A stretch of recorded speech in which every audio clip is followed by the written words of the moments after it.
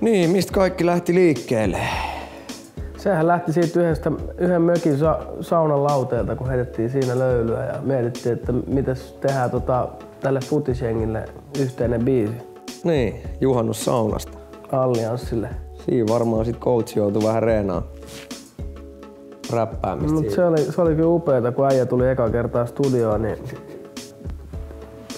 riimit solju biittiin tosi mukavasti. Et se oli helppo lähteä liikenteeseen silloin, että ei niinku tarvinnut rupea mitään tavailemaan. Niin, ehkä ne jotenkuten silloin biittiin osuvat. Vaikka sitten hommasta ei hirveästi mitään haju ollutkaan.